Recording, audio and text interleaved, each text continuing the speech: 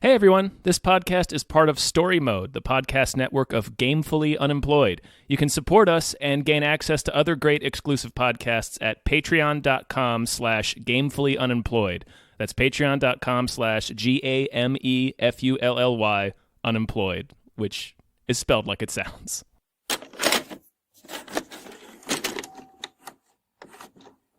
Sweet, sweet, sweet. Everything's so sweet. Everything is so goddamn good. Hi, everybody. Hello, everyone. My name is David Bell. My name is not that. It's Tom Ryman. And we just watched Knives Out. Knives Out. Knives Out. Knives a plomb. I'm Detective Lieutenant Elliot, and this is Trooper Wagner. We just want to ask a few questions. We understand the night of his demise, the family have gathered to celebrate your father's 85th birthday. How was it, by the way? The party? Pre my dad's death? Oh, it was great. Knives outward. Yes. Hold the knives away from your body. It's good advice. This movie is good it's- advice. Yeah, it's solid advice just right from Jump Street. Yeah. Right from the title. A lot of people have been anticipating this movie, including us. Yeah, very much so. It's Rian Johnson directed. It's Written and directed, yeah. Written and directed. It's like holding steady at like a 90-something% on Yeah, and it has like Rotten an Tomatoes. 82 on Metacritic. Oh, okay, yeah. I'm gonna just start by saying spoilers because Oh, yeah, this we're is gonna a spoil whodunit. this. This is a mystery. That's the whole point of this movie. Is it being a mystery, and we are going to spoil that mystery from here on. Yeah, really, the less you know about this movie is better going into it. So, Tom, what did you think of Knives Out? I think it's a fun movie. I was disappointed. Okay. I'm not going to say I was disappointed. I will say it's definitely gotten more hype. Too much hype. Yeah. I got disappointed in it, and then it saved itself for me. Because there was a point in this movie where I was like, I'm going to have to go into this podcast and start by warning people, not spoilers, but warning people this is not actually a whodunit. Not really. Yes. It really isn't, and that's what I was disappointed with. Is it's not much of a mystery. No. Well, it is and it isn't, because I get what they were doing, and I'll just jump right into spoilers. Yeah, It's the murder of Christopher Plummer, and I want to say the second act, maybe the halfway point, they reveal what happened to him. and it's not even the second act. Yeah. And I don't know about you, but I sort of suspected it right away, because they do the thing where they show that it's the nurse. And what happens is they're retelling the story of what happened, and they're like, yeah, the nurse left at this time. Mm-hmm. And then we heard these footsteps and this and that, and then he came downstairs, and they show the shot, and they clearly show it's not him. Yeah. Like it's just a figure, and they're like, he went back upstairs. I was like, oh, okay, so the nurse did it. You did a bad job. And then they just show us that the nurse did it, because bizarrely, this movie is told from the point of view of one of the suspects. Yes. And it shows you what happens. Like it shows you her the crime. doing all the cover-up stuff that the detective should be learning as he goes. But we don't spend much time with Daniel Craig's detective at all. Yes. And he doesn't really solve anything. There's a point in the movie where she finds the hidden toxicology report that was supposedly going to show that she had what happens is she accidentally gives him an overdose of morphine. Yeah, and Christopher Plummer tells her how to get away with it, because he likes her and he knows it's an accident. And I remember that reveal and being like, man, I wish, like, for a second I was like, did they fuck up the reels? I'm not watching this on film, because this feels like it would be a grand reveal. Yeah. There's not. They reveal so much in the beginning that the ultimate reveal of who the quote unquote killer is very underwhelming, and it's also not as clever. It's also so telegraphed. How quickly did you figure out who it was? I mean, this is the credit I'll give the movie, is I knew there was clearly going to be other nefarious people involved. But I think what the movie was trying to do is distract you by making you believe, oh, it's not a whodunit after all. We know who done it. And you can let your guard down. That said, yeah, like, well, they went with the bad guy. They went with the guy who's obviously bad to be bad. They went with Chris Evans' character, Ransom, who is obviously an asshole. He's also... he's the only other member of the family we spend any meaningful time with, and Yes. he's the only other member of the family we are ever given any clues about. Yes. So it's like, of course it's him. He's the other family members are barely in the movie, when we've gotten like 5 different clues that all point to him. So Right, it's like, or at yeah, least he's gonna obviously be it's Chris involved, Evans. yeah. Yeah, obviously it's him. And you can tell Chris Evans would be the kind of guy who's like, I want to play a villain. I never get to be an asshole anymore. I'm Captain America. So it's like, yeah, of course, Chris Evans will be the asshole. Yeah. For that reason, it's not much of a whodunit. Again, the other thing is that since they set up the mystery of him found with his Throat slit. Yeah. throat slit, I didn't care about the loose ends as much. It Yeah. was like, how did that thing happen? And then, when they show that he instructed her to do the thing and he overdosed, I was like, okay, but we still don't know who slit his throat. That's going to be the thing. And then they show him slit his own throat, and it was like, oh, Yep. okay. I guess Yeah, that mystery is solved too. Yeah, it really didn't. That seeing the entirety of his death from the character's point of view, that once you realize that she's not an unreliable narrator, that everything she saw is actually what happened. Right. Like it took 90% of the wind out of my sails. Like, it's like, well, I don't care about this anymore. It really blue balled me. It was like, I Yeah. really wanted a good mystery. And then I kept being like, because the moment they introduce her and then they show her going downstairs and they introduce, oh, she throws up when she lies. I was like, well, that's going to be the killer. Because they're trying to make us really think it's not her. And I thought for a second the movie was really dumb. Thought we were really dumb. Yeah. And then they introduced that part, and I was back with it for a little bit because I was like, oh, this is different than I expected. This is playing with the trope by immediately giving us the answer.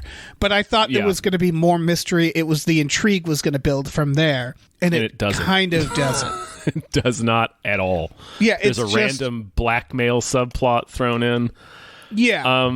The reveal is that Chris Evans, she basically switches the medications, thinks she overdosed him, and the reveal is that Chris Evans also switched the medications, so she didn't kill him.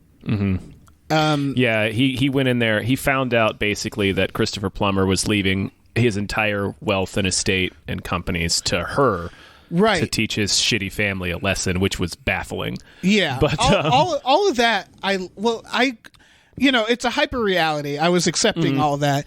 It was more just the fact that they gave it away so quick.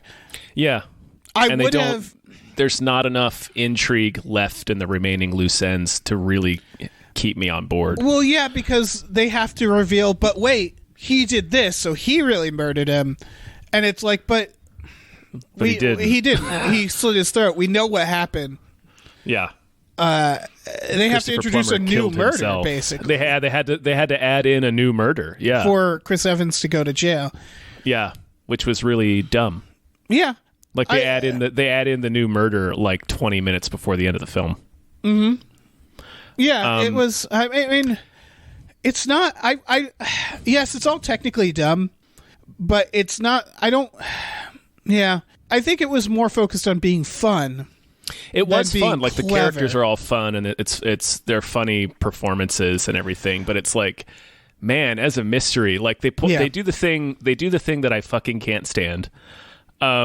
When she pulls the fake toxicology report out of the stash and hands it to Daniel Craig, she's like, this is all the evidence right here, and I've just handed it to you. You're not much of a detective, are you?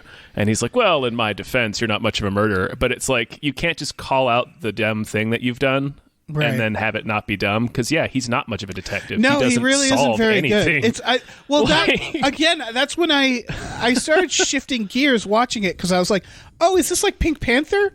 Like, oh, is the idea that he's not very good, and then they just sort of have him at the end like, I knew it was you the whole time, and this and this and this and this, and it's like, okay, I guess within this universe he is a good detective. It's a weird way. I appreciate playing with tropes and everything, but it's a weird way to tell a mystery. Like, well, I think that's the problem. I think it wasn't a mystery movie. I think that's why I wanted to warn people, because I think if you go into it knowing it's not really a mystery movie, it's just kind of a crime comedy. Yeah. Then it's probably a lot more enjoyable, because we talked about this leading up, is we were like, oh, I can't wait for another whodunit. There's never a good whodunit. And part of what makes a good whodunit is having to be kind of outsmarted by the movie. I want to be tricked, in a way that's fair. Yeah, I was going to say, in a way that's not Ocean's 12, where it's we've been acting differently this whole time for no reason. Right. It's like, get the fuck out of my face. Yeah, you have to be. It's the idea is you have to be able to solve it. Yes. But you want to not have figured it out. Right. It's kind of this is a very minor complaint, because this movie, this part of it is anyway, this movie is written in a way that you can solve it. I solved it very quickly. So it's like, it's not really fair for me to complain about that aspect of it, because a well-written mystery is one that you can solve. And for sure. It's a double-edged sword, because the bummer is you might solve it pretty quickly. Yeah. Well, again, I think what they were trying to do is let your guard down. They were trying to be like, okay, you've solved the mystery, let's continue with the movie. But it's that sort of thing where it's like, well, I'm still watching it. Like, it's still going. I still got to watch this for 2 hours. Yeah, so it's like, when it started switching from seeing it from her perspective, it did get... We were watching Panic Room the other night. We sure were. And you pointed out the same thing, and I got it from this, is that there's a lack of tension because of that. Yes. Because we know that she did it but didn't. We know that she's more or less innocent, so we know, okay, she's going to get out of this. Unless things go completely wacky. Yeah. And, it's Rian Johnson, maybe they will. But if this is the 90% everybody loves it type of movie, then this is just going to be a real fun movie. And that's sort of what it was. And the family stuff was the bigger focus, and the mystery stuff was sort of, I don't know. It really felt, because they show it to us so early, and because the movie is told from an outsider's perspective, but not from the detective's perspective, so we're not watching somebody trying to solve the mystery. Yeah, that was a weird decision. I think that was a mistake. It was, telling because it from the nurse's point of view. When they were showing her doing like the magnet to cover up the tape, I was like, oh, that would have been a good reveal. Yeah. It's that. Instead of just showing it to us. Yeah, instead of just showing it from her perspective, I was like, this should all be reveal stuff. And they probably knew that. The idea is, let's show the mystery from the perspective of the people who know what happened. And it's like, okay, that's interesting, but it kind of ruins it. Kind of ruins what makes a whodunit fun. Right, because the only clues we see Daniel Craig discover are stuff that we already know is, like, he finds the mud, but we already know that's there. Exactly. And so we're just watching him discover the clue that we know is there. We're watching, we're like patiently waiting for him to catch up with us, and it's by design. It's like how the film was designed. Well, which is a very strange way to make a movie like because this. It's a different, again, it's not a mystery movie, because all right. We've seen movies in the past, and I'm trying to think of them, but for some reason I can't. Not a single one. No. But the ones where we follow the person who did it. And we watched them Out of Time, starring Denzel Washington, for example. Sure. No, where it's like we're watching the person who's guilty, and the tension is them trying to cover it up. Yes. So it's like the person, like in this case, they're like, a simple plan, yeah. Where it's like, oh, the detective got a lead, and they have to do something, or Fargo, or they have to do something to build the lie, to continue it. But I thought that was the idea, because they introduce, I throw up when I lie, and they use that a little bit, but it was this is going to be interesting. She can't lie, but she has to lie.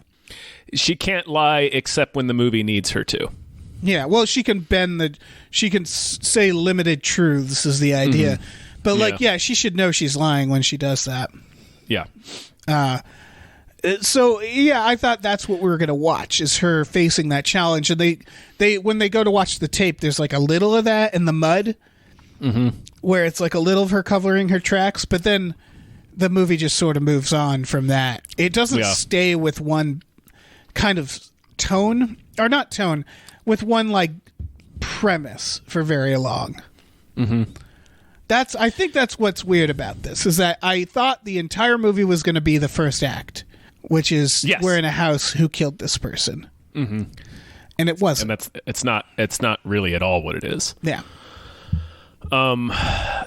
Yeah, it's like they do the vomiting thing actually really bugged me the more I think about it. Really? Because, well, they introduce it in a way that she gets immediately queasy and throws up huge.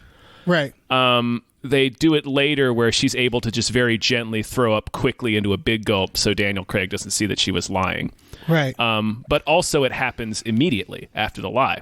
At the end of the movie, when she lies and says that Fran, the housekeeper, has survived, she's able to not throw up for about 2 minutes for Chris Evans to deliver his bad guy, of course I did it soliloquy, and then she explosively vomits. I guess I didn't mind that because I interpreted that as the idea she throws up because of the guilt.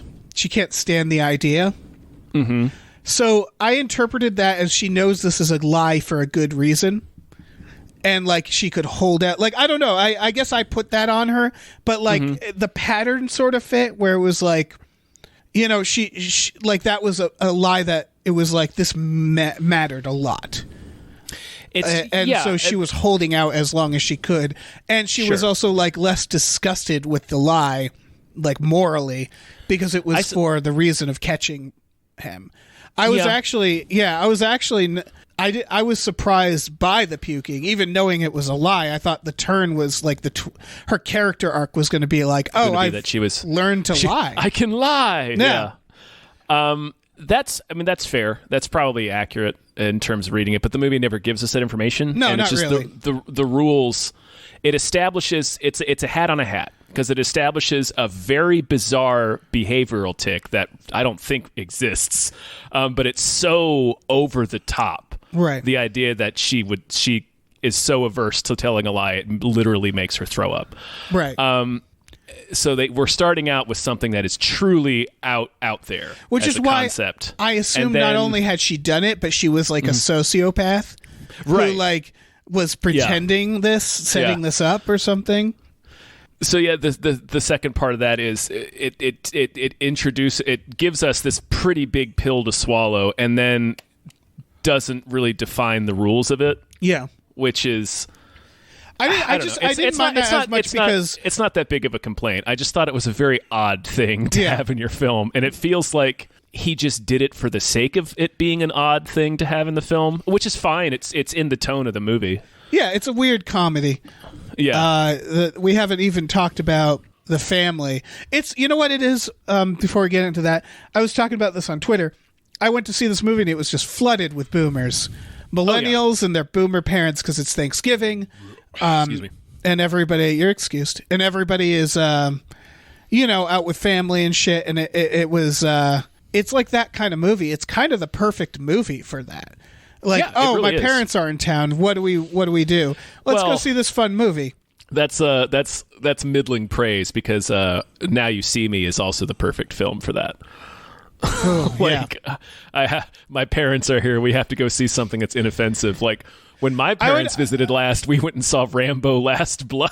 Oh yeah, which was a mistake. Yeah, that's not that. You don't do that. I'm sitting there laughing my ass off as Rambo rips a man's collarbone out. Like, did literally, your parents enjoy it? I mean, they enjoyed going to a movie with us at a nice theater. Yeah, but it's like my mom is like cringing in the seat next to me, and I'm just howling with laughter at how stupid this is. It's like, wow, I took my sweet mom, sweet old mother, to see Rambo murder a guy with his bare hands. There were probably other options that weekend. There might have been. It was just what a perfect film to take my parents to. Oh, just it's terrific. over the top boomer fantasy violence. Yeah. Oh yeah, that's great. Rambo Last Blood. Anyway. Yeah, I don't know. It just seemed fitting for that. What did you think about this? I'm actually not sure what I think about this. What did you think about the injection of politics into this? I think it was kind of the idea of lampooning everybody. Yeah, I think he wanted to. He did an interview at a Collider screening where he said he wanted to make this movie be very 2019. He wanted to date it. He wanted it to be a movie that he sure said, did. Then I think the way he phrased it was like he wanted the movie to only be able to exist in 2019. Yeah. So I think that's why the politics stuff is in there, and it adds perfectly to like Don Johnson's character. Yes. When they're having the argument, and he's clearly like a MAGA red hat Trump supporter. Yes. And he calls Marta, the nurse, over because they're arguing about illegal immigration. And he's like, she did it the right way, like legally. And like he's like trying to get her opinion about it. And Toni Collette, who's like very liberal in the film, is like, no, don't bother. Don't bring her into this. She doesn't need to be brought into this. Yeah. And he sort of forgets he's talking about her and just kind of subconsciously hands her his cake plate like she's the fucking house service. Yeah, it's terrific. It's like it was a nice moment. It was perfectly encapsulated Don Johnson's character. I like the little quiet alt-right Nazi son. Yep. That they just accept as a Nazi. Yep. They just like offhandedly talk about him like a Nazi. Which I thought that, I mean, the whole point is I liked that because the whole point was like they don't care. Like they're calling him a Nazi. They know he's a Nazi, but they're just sort of pretending that's not a thing. Yeah, right. it's perfect. The thing they all actually care about is Christopher Plummer's money. Yes, exactly. They do a good job at making the family awful. Yeah, they're all pretty awful. Yeah, I do think the politics didn't need to be in there from a narrative standpoint. No, like, it doesn't. None of that served any narrative stuck out, purpose. and I was imagining people going to see this with family that they don't necessarily see eye to eye with, and like, look, let's just all get a break and go see this movie, and then they have to hear the same fucking shit that they're arguing about. Yeah, at the Thanksgiving dinner table, and he does the lame ass. Even though I know Rian Johnson's a very liberal person, he does the lame ass both sidesing because in that argument, because Toni Collette is like, oh, they're literally Nazis, and like trying to be like she's taking on the caricature, right? Of like and she's like objectively a ridiculous person in this movie, so it's like. And then her daughter, who is all like trying to be like, like I'm an ally, but then she calls Marta and just immediately asks for money when she gets the inheritance, and she immediately dimes her out. Like she tells the family that Marta's mother is there illegally. Yeah, I guess they're all actually craven. Oh yeah, they they're just all care terrible about people. The money. Yeah, they all suck. It was weird because like that group with their politics, I was like, I would love to see like another movie about them that isn't a whodunit, but this, like, I'm not one to say keep your politics out of movies, but this one I was like, I don't think it didn't add anything to it. It Not was really. like kind of a joke, but the joke was like, oh yeah, he's a Nazi, and it's like, like that's a real problem. That's a real problem. And they're calling attention to the problem by making everybody be like, oh yeah, that fucking Nazi kid, and not doing anything about it. But it was also like, it was this whole other thing that I was like, oh, I kind of want a movie exploring that dynamic. Like Succession is kind of that, where it's like, rich family just sort of. They're so. Yeah, it's like they're so removed from it having any effect on their lives. They're top 1%, like a grotesquely wealthy family of white people. So it's like, oh, they can just offhandedly be like, oh yeah, our one grandson's a weird Nazi troll, and it's just like it's a punchline. Like they've used it as a joke several times in the film. Yeah, and it is funny. Like it wasn't like I hated those scenes. I just wasn't sure what they were doing in this movie because they seemed unrelated to the main movie. Yeah, it didn't have anything to do with it. I think it was just there to color the characters some. Yeah. But like that, the kid he's from It.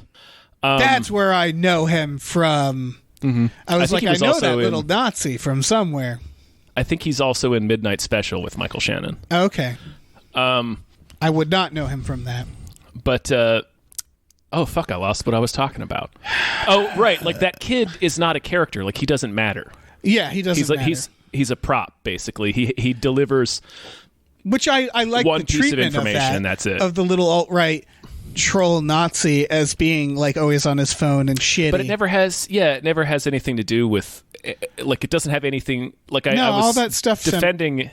Yeah, I was starting to defend it as coloring the characters, but it's like he's not a character. Right, and it does color the characters. It's just like, I don't know. I would have actually preferred this to be more timeless. I know that's apparently what he tried to do on purpose. Right, but like it seems... I thought it was a weird thing to say when I saw the interview. And seeing the movie, like his execution of it was to just include timely references. That's it. Exactly, and it's not really... It can take place now. Yeah. Like the phones and stuff like that, but it's not really relevant to the story. It's just them saying a lot of stuff that exists. Yeah, basically, yeah. Yeah, Can you it's believe weird. this in 2019 of all time? So yeah, like making a Hamilton reference, all that was. I mean, it's a funny movie. It is a funny movie. It's a fun movie, and I think that's part of why people are liking it so much is because it's holidays, it's Black Friday. You need something to just go watch and have fun, and that's what this was. And you can't fault it for any of that. Because it's not a dangerous movie. It's not a badly made movie. The performances are a lot of fun. Everybody's doing a great job. I love seeing Toni Collette play that role. Yeah, she was great. Everybody's doing a great job. I think the word you said was disappointed. I wanted it to be more than it was. Yeah, I wanted it to be a mystery, and it really isn't. It really isn't. It's just kind of a zany comedy. I don't know. Yeah, I don't know how else to describe it. It's very funny. Yeah. And everybody's doing a great job. What might be my favorite line in the entire film is the scene is famously in the trailer where Chris Evans finally shows up and just starts telling everybody to eat shit. And it explodes into this huge family argument, and it like kind of pans out of the room, and the very last thing you hear is Michael Shannon shouting, "I will not eat one iota of shit." Michael Shannon was killing it. Yeah, he's a fucking amazing we didn't get in this film. Not enough Michael Shannon, but I mentioned it earlier. In addition to like all the clues, the only clues we get pointing to him. Once Chris Evans shows up, we sort of never check back in with the rest of the family. Yes. Oh, we never explore them that much. Yeah, again, it's a fun ensemble that we just kind of jettison in Act 2. Like, we don't spend any time with them after the first act. It's so weird because the trailer is like, here's a fun ensemble of crazy people who have, played by really good actors, and then we're going to put them all in a house, and Daniel Craig's going to solve this murder with all of them in the house. And then they don't do that. Not at all. They leave the house. They're driving around. They're doing stuff. There's multiple locations.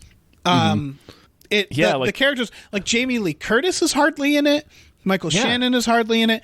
Like they just sort of they kind of lied about what kind of movie this was in the trailer. Yeah, for sure. And that's a real shame. Yeah, it's so weird. Like, it has the first act setup of being this whodunit, and then from an act 2, it becomes Marta trying to cover her tracks with Chris Evans' help. Yeah. So it becomes an entirely different movie. Yeah, and the stuff where like someone lights the thing on fire and they go to it. And that stuff like kind of dragged on, and then the weird car chase. Yeah, although I did like when they finally pull over and Lakeith Stanfield gets out. He's like, "That is the dumbest car chase I've ever been involved in." And he's like kind of mad. Like when they pull over, he's just like, "Get out of the car." Yeah, I liked how everybody was caught. When she was caught, Daniel Craig's just sort of like, "Yeah, I know what's happened." Like, yeah. No, Ransom told us everything. Yeah. Yeah. Like the performances, the attitudes, that was all great. The tone, I think the tone was good. Yeah. It was kind of just what happens in the movie is less satisfying. And it's got this huge lot of praise. And I'm wondering if part of that's because if you haven't had a burger for a very long time and then you have a burger, it's going to be a fantastic burger. And we don't get murder mysteries nearly as much as we should. Ever. Almost ever. Yeah. And so we got this one, and it's technically a murder mystery, and it has a something to solve, but it's not actually that satisfying. It made me want to watch other murder mysteries so I could scratch that itch. Mm-hmm.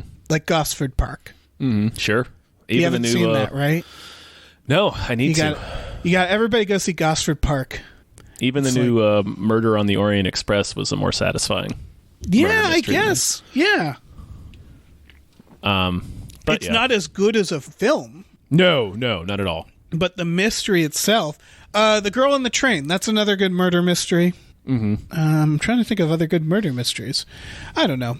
I didn't hate this. Mm-hmm. It has such good performances in it. It's very, we're dumping on it a lot, but because we got to lead with our criticisms, or else we wouldn't have anything to talk about in these podcasts. Yeah, but for sure. It's very fun and it's very funny. It's an enjoyable movie. It does. I agree that it does drag a little bit when it becomes Marta and Ransom going off together to try to I got a up the little crime. bored. Yeah. And it's they forget about Daniel Craig for half the movie. I'm like, do. Right. He's supposed to be the detective solving this case. Here's the thing. It didn't seem like they had anybody for that long. Because we haven't mentioned Chris Evans doesn't show up until way later in the movie. Act 2, yeah. Yeah. So it really felt like they couldn't secure one of these people. I would have rather them all stay in the house and them get more affordable actors. If they couldn't afford all those fucking people. I don't think this had much of a budget, so I feel like it's. I think I heard it was around 40 or 50 million, something like that. Okay. So that would indicate that a lot of these actors worked for way less than they're normally paid. Yeah. Which is nice. It's neat when you get a bunch of big actors like this who just are in a movie because they like they get to be funny so much and they want to do it. Yeah. Yeah. That could be that figure could be totally wrong. Just for reference. Yeah, I haven't looked it up. This movie could have cost $120 million. I was sitting here talking about, I don't know how much. I hope it didn't. Yeah. It's a house and some buildings and some roads. 40 million. 40 million. Mm-hmm. I think the biggest, even though it's pretty obvious, I really, really, the itch that scratched the most for me, I would say out of anything, is asshole Chris Evans. Oh, so good to have him back. Yes. We forget. I mean, Captain America, great, fantastic. Chris Evans is so good as an asshole. Yeah. It's the type of role he's born to play. Right. Captain America is the weird thing. I remember thinking it was weird when he got cast as Captain, and he's perfect at it. Yeah, he's great. But at the time, I was like, really, him? Yeah. That's not who I would have thought of for Captain America. Yeah, he is such a good asshole. Yeah, he's really great at it. I want to see more. I want to see more of him being a jerk. Yeah, he's also very funny. So it's more asshole Chris Evans, more Chris Evans in comedies. That said, okay, I'm not sure actually. Because if you're going to put Chris Evans in your movie and you're going to make him the murderer, do you make him Captain America or do you make him a jerk?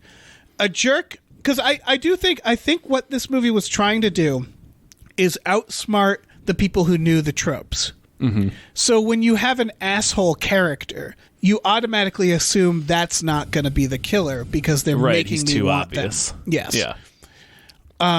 That said, for general audiences, if you make Chris Evans I'm a Boy Scout, people might be shocked. I think of What Lies Beneath, where it was that it's so obvious when you think about it. Spoilers for What Lies Beneath. But they were toying with the meta aspect of it, where it's well, you're not suspecting Harrison Ford because he's literally never the bad guy. Yeah, he's Harrison Ford, and it's the most obvious character. Mm-hmm. but you're just like, no, but that's Harrison Ford, so he'd never do that. Right. I think that's the only time he's been the bad guy. Yeah. And you rarely get to do that on like a meta level. So yeah, it'd be interesting to cast Chris Evans as a Captain America type, Right. and then be like, because people don't suspect that he's been Captain America for 10 years. Right. So, And if you're quote unquote making a movie for 2019, that's what you do. yeah. You play off the tropes of 2019. It's, I don't know. It might have been a better decision. I don't know. Yeah, I don't know. Yeah, we've been very critical of this. I enjoyed it while I watched it. I think Yeah. I liked it more than you, Tom, by I a don't little know, bit. maybe. That might be true. That might be true. I did not love this movie. No, I And didn't love it either. I wanted I mean, to. yeah, that's the thing. We both went into it like, I'm so excited for this. And I think maybe that's our problem because Yeah. It could be on us. I don't know. Maybe we had too high expectations for it, but at the same time, it's getting like a fucking 90% on Rotten Tomatoes. So it's like, oh, I guess it's everything I wanted it to be, you know? I guess Yeah. it's going to be a really clever murder mystery. And it just isn't. It's not Yeah, a it's clever just murder mystery. No, it's not that. That's Yeah. not what it is. And I mean, those can exist. They do exist. We just Yeah. don't get them very often. No, we don't. And I think it's because they're hard to write. Yes. Yeah. Mysteries are difficult to write well. Yeah, for sure. You have to add so many elements because that's the thing. you have to to add all Yeah. these elements. That's why they're ensembles, and make people wonder which one of these people is it. And inevitably, you want to do something clever. You want to do Murder on the Orient Express. You want to do something where it's not just pointing to, Michael Shannon or whoever and being like, it was him, and then it's him. You want more than that. There's always got to be the why were they murdered. That has to be a big conspiracy. And it has to be like, oh, it was a bunch of people, or this and this happened. It was a series of things. Yeah. And this movie had that by the idea of Christopher Plummer instructing somebody, here's how you get away with my murder. Yes. But they reveal it immediately. Exactly. And the movie's told from her perspective, which is very Exactly. strange. That's a really good reveal because the idea is he makes all these mystery books. Yeah. So it was like, but we'll never suspect him. I was thinking for a little bit like maybe he faked his death or something. But that's the perfect way of doing it is, oh shit, I'm going to die. I want you to get away with it. Like I've never seen that before. Yeah. And they wasted it. They do. They show you in the first 10 minutes, pretty much. And then the movie becomes her trying to cover her tracks. And it's like, that is not what I thought this was going to be. Yeah. That would have been so much better. And they do stuff like they introduce the footsteps going up. And they're like, at this time, these footsteps went up. And at this time, these steps. And we heard a bump at this time. And we're showing other people's perspectives of what happened. And I was like, oh, I can't wait for this to be the whole movie. And it's not at all. It's not at all. It's not at all. Like I was so excited for like everybody telling their version of that night. Yeah, Rashomon it. Yeah, and then him putting it together and like figuring out the clues of what happened and then coming up with a fucking clever thing that happened, reason. And it's really bothering to me that they did come up with that. Yeah. Like this isn't bad writing. It's not we couldn't think up a clever thing to do. It Yeah. was we chose to do it this way Yeah. because he wanted to subvert it or something. I think so, but I don't know. Ryan Johnson's weird He is. He makes some strange decisions. because I think he's obsessed with subverting tropes. I think The Last Jedi was that too. Yes. Which yeah. I appreciated that. I think that works really well in a I know everybody hates The Last Jedi, but I appreciate that in a movie that's like a blockbuster. Mm-hmm. Or Yeah, I for appreciate sure. it when it's done in a really clever way. Mm-hmm. But this, it's just like it takes away the point of watching it. It's like showing a slasher film from the point of view constantly of the slasher, so you see Right. all the kills before they happen. It's like, well, all right. Yeah, it's like, oh, okay. You Kinda took takes away the fun out of it. Yeah, you took the fun out of it. Yeah. It's like a magic. It's like the Secrets of Magic on Fox, where that masked magician did a magic trick and then would reveal how he did And it. then ruins magic for people. Yeah, and Mitch Pileggi in between every. We probably talked about this. Mitch Pileggi as the host of Secrets of Magic is so mean about it that I'm pretty sure he legitimately thought it was actual magic until he was attached to the Yeah, show. he's just so angry at magicians. Yeah, because after they reveal, because he like narrates it, and at the end of everyone, he's like, "Not so magic, is it?" And it's like, "Yeah, You well, I piece know, of Mitch. shit. We all know, he- Mitch." I know he's not a warlock. Like, Yeah. I know this is a trick. The fun of it is I don't know how he did it. Yeah, Or she. calm down, whoever it might be. Mitch. Right, yeah. Statistically, it's a he with magicians, Right, but yes, it's mostly... Yeah, There it's a were pretty, lady pretty magicians. notorious boys club. yeah. I wonder why. Oh, man. Magicians.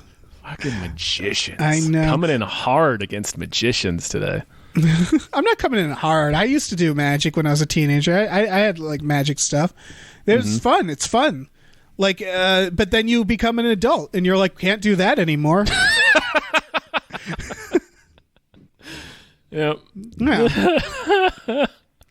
Not gonna Oh, keep man. doing this. No offense to adults who do magic, but I don't want... This can't be my thing. yeah, it's like ventriloquism. Like it's Yeah. it's a hard thing to keep with you into adulthood. Yeah, for sure. Until you're an old man, then you can do all the magic tricks you want. Right, because then it's not weird anymore. Yeah, but well, it's acceptable weird. It's like creepy Right, in it's a weird. It's way it's everybody weird. accepts. It's weird in the allowed way. Yeah. In the weird old man doing card tricks way. Yeah. Unless you want to be like a sexy street magician, but that's a hard sell too. That's a big swing. And it's mostly a miss. A lot of ships breaking up on those rocks. Oh man. You know who should be a magician? Michael Shannon. Yeah. I want to see a Michael Shannon magic show. Okay. Now I want you to pay very close attention. Is this your card? And He's just never selling it. He's never. Not. Yeah. What do you mean? This isn't your card. I'm pretty sure this was the card you took from the deck. Okay. It's my card. It's my card. You're right. It's my card. It's my card. You're right. It would be Michael Shannon believing he's a good magician. Right. Just scaring people into being well. Yeah, and nobody Ladies and wanting to gentlemen, tell him otherwise. I'm going to ask you for just tonight to believe in magic. Oh man. Stage magic. That scene where he's screaming at the grandma, food! Oh yeah. The grandma was solid. Yeah. Again, the ensemble was solid. It was a Yeah, it's solid great, yeah. idea for a goddamn ensemble that felt kind of wasted Yeah, very much so. on a non-mystery. I mean, we came down hard on this movie, but I do think it's it did, like the more I talk about it, the more disappointed I become with it. Yeah, Because I realized what I wanted to see. It was I was trying, like I wanted to see something. I realized at least it was good enough to establish early that's not what this is. And I that's remember feeling like, oh, okay, I guess I'll watch this now. Yeah, I was pretty bummed, but still. Yeah. So, but it's fine. It's fine. Yeah, it's like wanting a Nintendo for Christmas and then you get like a cool Transformer and you're like, oh, I like this too. This is Yeah, cool. this is- It's not really what I was, I kind of had my hopes up on something else, but Yeah, it's not really in the neighborhood of what I wanted, but this is yeah, fine. exactly. It's not even Yeah. close to what I wanted. yeah. It's not even the best Transformer, but Yeah. okay. I'll Thanks, stick around Grandma. with this. Yeah. Yeah. Yeah, I don't know. So I think there will be other like-minded individuals that are going to have a big letdown. Mm-hmm. I think if you're just going with your family because you're trying not to murder each other, then this will work. Yeah. You know, you'll have some fun.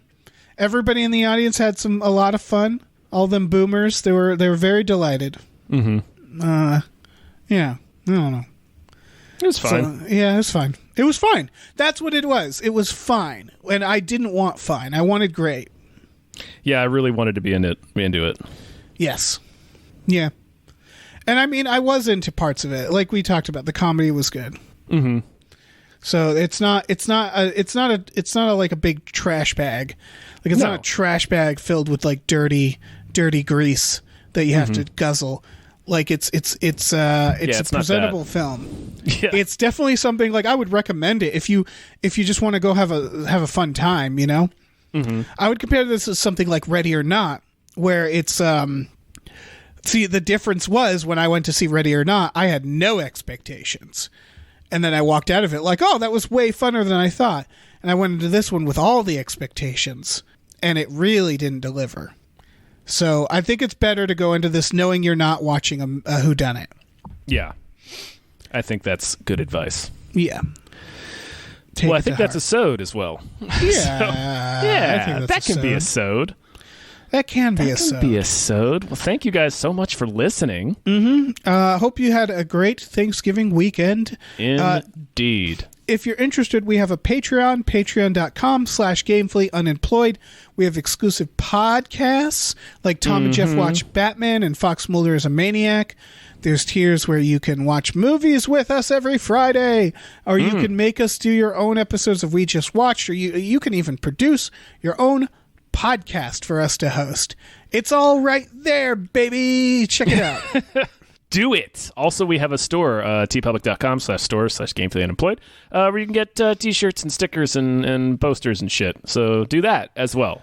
Yeah, do that. As a second thing that you can do. And enjoy your it's Thanksgiving's a week, right? We're eating it. We're doing a Thanksgiving dinner every day for a week. For an entire week. Yeah, an entire month we celebrate Thanksgiving. The month of Thanksgiving. Enjoy that. Oh, enjoy your Cyber Monday. Mm-hmm. Yeah. There you go. We nailed it. We nailed it. We did a great job. We're so good at this. We're so good at this.